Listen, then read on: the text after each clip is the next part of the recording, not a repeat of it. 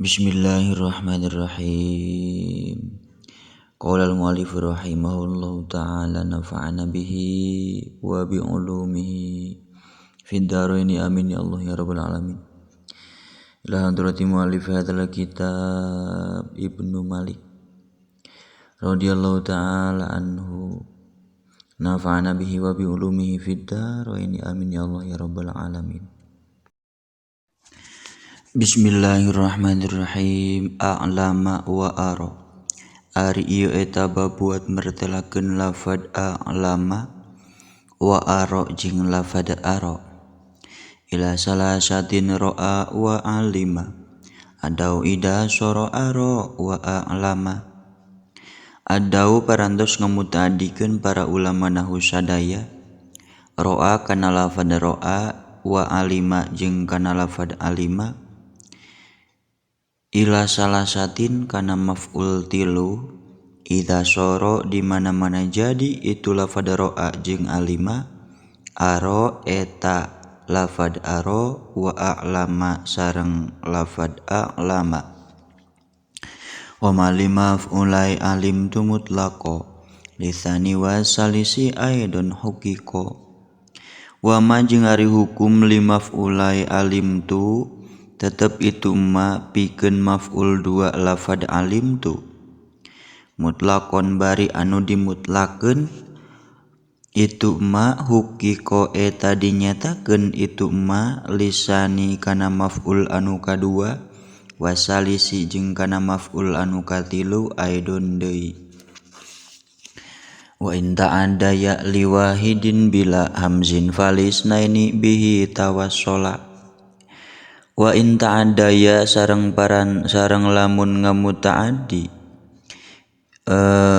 itu lafad ra'a sareng alima liwahidin kana maf'ul anu sahiji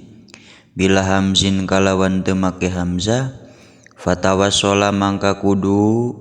nepungkeun saleresna anjeun kana lafad ra'a jeung alima lisnaini kana maf'ul dua bihi kusabab itu hamzah wasani minhuma kasani snai kasa fahwa bihi fi kulli hukmin du'tisa wa wasani jeung ari maf'ul anu kadua minhuma halna tetep itu sani tina lafad ra'a jeung alima kasani snai kasa eta tetep saperti maf'ul anu kadua tina duanana maf'ul lafad kasa fahuwa mangka ari itu sani du'tisain eta anu ngagaduhan akur bihi sartana itu isnai kasa fi kulli hukmin dina saban-saban hukum wa ka'aro sabikina ba akhbaro hadatsa amba kadaka khabbaro wa ka'aro sareng wa ka'aro sareng wa ka'aro sabiki jeung eta tetep saperti lafad aro wa ka'aro sareng eta tetep saperti lafad aro bimakna yakin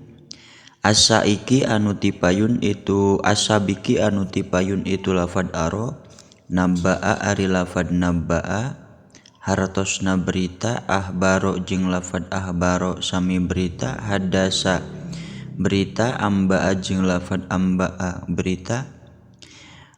kadaka eta tetep nyakitu deui saperti anu sadayana dina pada mutaaddi kana maf'ul tilu khabbaro ari lafad khabbaro